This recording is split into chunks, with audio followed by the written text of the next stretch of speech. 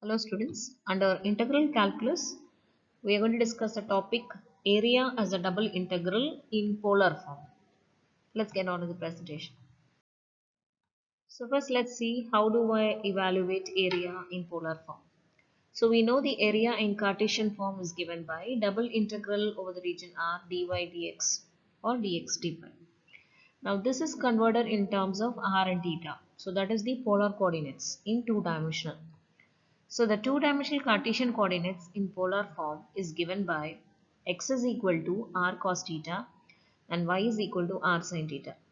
So when we use a Jacobian matrix and we find out the value of dx and dy, we'll be landing up with r dr d theta. Also, when I square x and y and adding, it will result in x square plus y square is equal to r square of cos square theta plus sin square theta. So you know what is cos square theta plus sin square theta, which is 1. So my answer will be r square. So each and everything should be converted in terms of r and theta.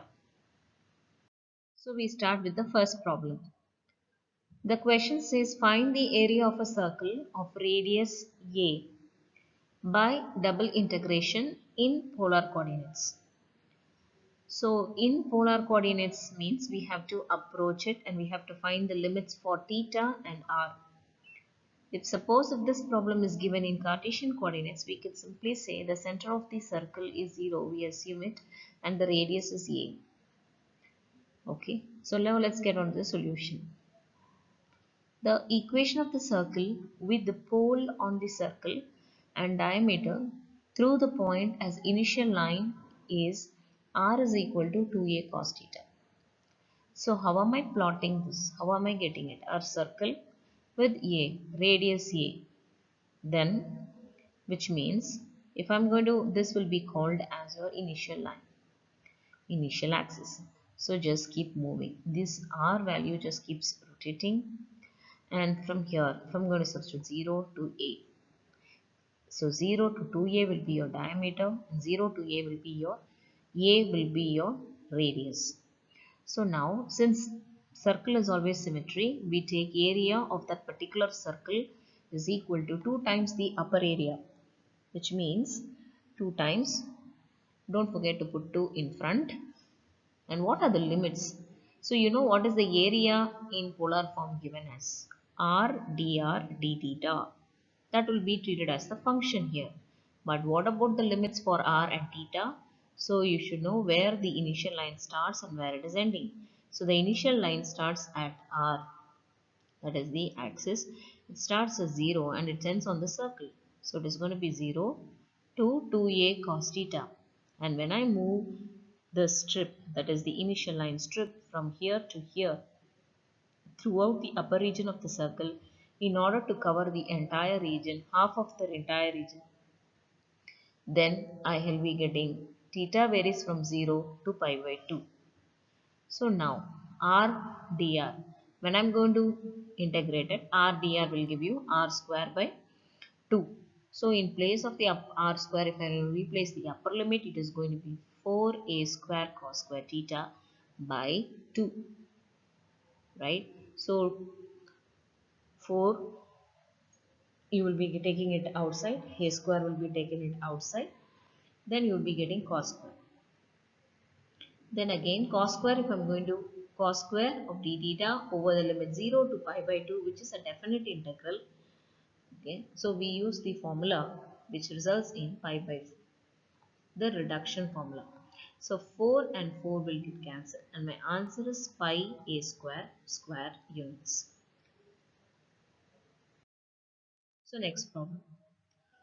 Find the area of the cardioid r is equal to a into 1 plus cos theta. So there are two different cardioids. One is equal to r is equal to a into 1 plus cos theta, and the other cardioid is r is equal to a into 1 minus cos theta. So this cardioid a times of 1 plus cos theta will come towards our right side, whereas a of 1 minus cos theta will come towards our left side. These are all imaginary lines. And how did I draw this cardioid? It looks like a heart shape. Now you are having this equation. You start varying the values of theta. And I put theta is equal to 0, cos theta is equal to 1. So cos 0 is equal to 1. So 1 plus 1 will be giving you 2 into y will give you 2a. So from 0 it's going to be 2a. And then at theta equal to pi by 2, cos pi by 2 to 0. So it's going to be half of that, it's going to be a here. And then pi by 2 pi, if I substitute cos pi is equal to minus 1, so minus 1 of plus 1 becomes 0. So this point, coming to the last point, it's going to be 2 pi. 2 pi will again give you 1, so it comes back to the original position. So joining all these will be resulting like a heart shape. So here theta varies from, if I'm going to draw the initial strip here, starting from 0, where it is ending, you could see it ends on this cardioid. So what is the equation of the cardioid? A times of 1 plus cos theta. So therefore theta varies from 0 to pi, which means from 0 to cover up the entire cardioid. It is also a symmetric curve like your circle. So if I'm going to find the upper area and if I'm going to multiply it by 2, I'll be getting the entire area. So the theta will vary from 0 to pi, whereas r will vary from 0 to the cardioid curve. So r is equal to 0 to a times of 1 plus cos theta, and theta varies from 0 to pi. So when I integrate r dr, I'll be getting r square by 2 over the limit 0 to a times of 1 plus cos theta. So when I substitute the upper limit, I'll be getting a square 1 plus cos theta the whole square upon 2 minus, when I substitute the lower term, lower limit is 0. So 0 if I substitute is going to be 0. So d theta and 0 to pi. So now a by 2 is going to be a constant, just treat it outside. No issues. So can I integrate 1 plus cos theta the whole square? I cannot. So I have to expand that using the formula a plus b the whole square. So what is the expansion? A square plus b square plus 2ab. A, in place of a I am having 1, in place of b I am having cos theta. So therefore a square is 1 plus b square is cos square theta plus 2ab, 2 into 1 into cos theta upon 2 d theta. So if I am going to a by 2 is taken outside, integral over 0 to pi. So when I integrate, so it's going to be 1 plus cos square theta is again replaced in terms of 1 plus cos 2 theta by 2 plus 2 cos theta. So when I integrate, it is over theta. So I'll be getting theta plus cos 2 theta. When I evaluate, it's going to be sin 2 theta upon 2 plus cos theta. If I'm going to integrate, I'll be getting sin theta.